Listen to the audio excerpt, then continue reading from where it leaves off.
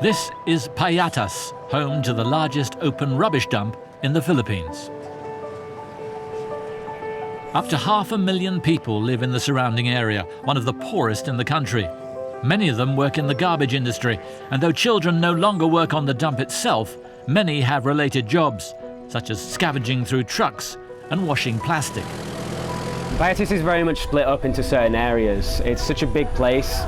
It's squatter land, so the whole place is land titles to a bank and to the government. The kids here, their parents will be scavengers, they'll work in the garbage industry, maybe truck drivers.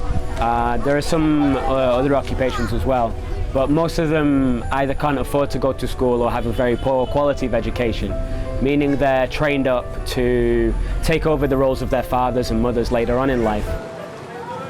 For the working kids, they tend to start work at 2 a.m. And they jump on the garbage truck, scavenge through, find what they can, and then they jump off at their respective junk shops to sell what they've found. The reason for the kids working is for different reasons. Mostly it's because the family is simply too poor for the child to go to school.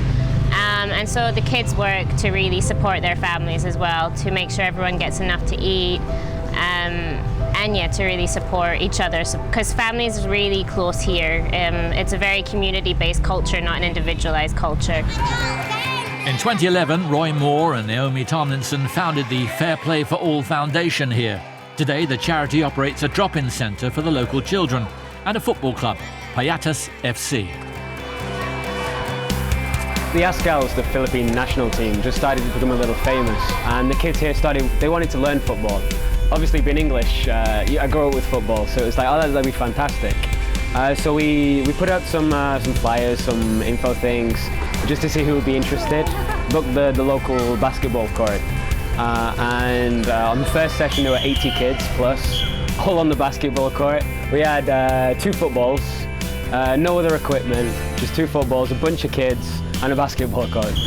The point of the centre is so that it allows us to assess the kids on an individual basis, to get to know the child more, their situation. For example, the child is working, but they're from a loving and caring family. It's just that the family is too poor to be able to afford to send the child to school.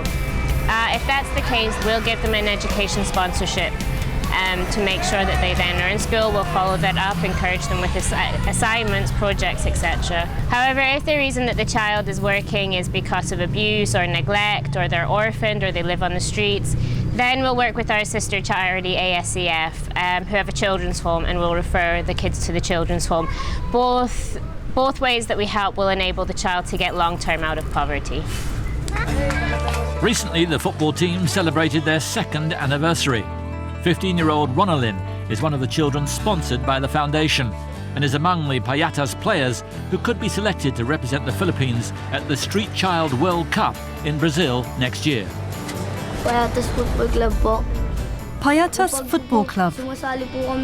Every time we play in a tournament, that's the name we play under. Sometimes our opponents tease us because of it, but we don't say anything.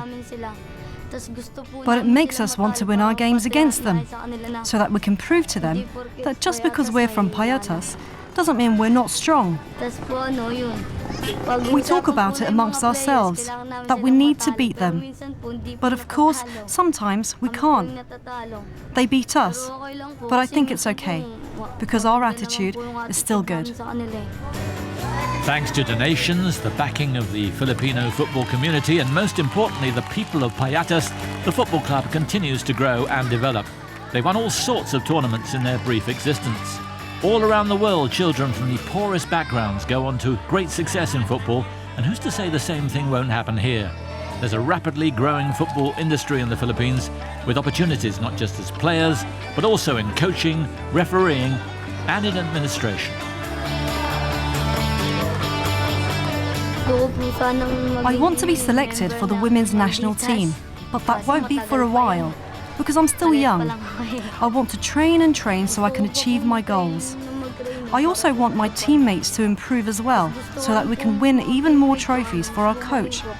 We want to fill the coach's house with trophies. They can play against some of the richest kids in the Philippines, and often they do in tournaments. and we're doing really well against them because football is a level playing field. It doesn't matter who your parents are, where you're born, where you grew up, if you work or go to school.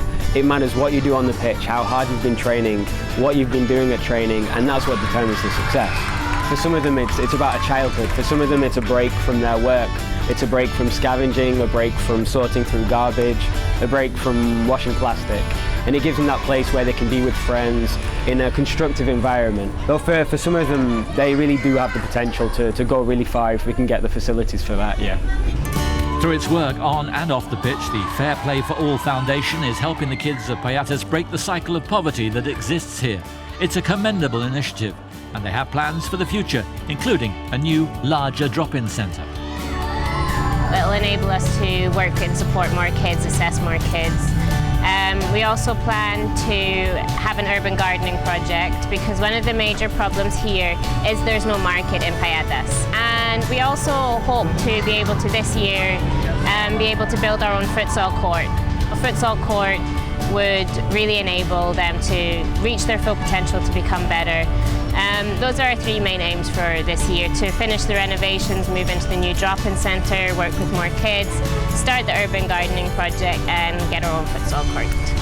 1, 2, 3!